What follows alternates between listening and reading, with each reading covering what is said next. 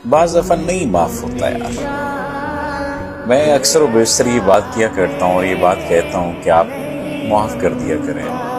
बदला लेने का सबसे बड़ा तरीका ये है कि आप माफ़ कर दें। लेकिन कुछ तकलीफ़ें ऐसी होती हैं जो इंसान अपने सीने से लगाए रखना चाहता है। कुछ दुख ऐसे होते हैं जो इंसान चाहता है कि उसके सीने में मौजूद रहें, उसके दिल में धड़कन की तरह मौजूद रहें। यानी एक शख्स को जैसे आपने दिन रात सोचा होता है, एक शख्स को जैसे आपने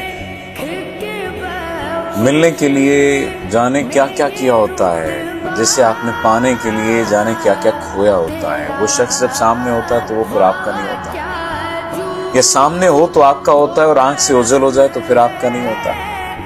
ये कैसा अजीब दुख होता है कि वो अपने हुस्न को आप पर निछावर करता फिरे लेकिन मोहब्बतें कहीं और निछावर करे। ये कैसा अजीब दुख है कि वो आपके लिए जानो माल लगाता फिरे लेकिन दिल ना लगाए।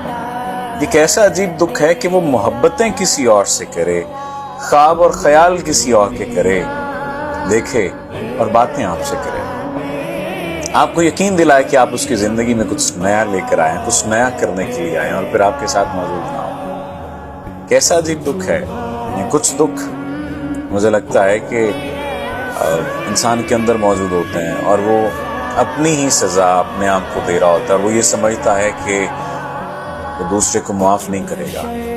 दूसरे को माफ करना उसके बस में नहीं होता, उसके इख्तियार में नहीं होता। बाज़ दफ़ा ज़रूरी नहीं होता माफ करना, लेकिन ये ज़रूरी होता है कि आप संभल जाएं। संभलना सबसे ज़्यादा ज़रूरी है और संभलना सबसे ज़्यादा मुश्किल काम है। याद रखिए, इस दौरे नागवार में जीना कमाल है, मरना कोई बड़ी बात नहीं है। हम मर ही तो रहे हैं। हम सांस लेते हुए जो जिंदगी गुजार रहे हैं, सांसों का लेना या सांसों का नाम जिंदगी नहीं है, जिंदगी गुजारने का नाम जिंदगी है। कोशिश कीजिए, अपनी जिंदगी की जिम्मेदारी खुद लीजिए और माफ अगर नहीं कर पा रहे तो कोई बात नहीं, ना करें माफ। लेकिन एक बात ज़हन में रखें कि आप ही आप अपने साथी हैं, कोई दूसरा नहीं है।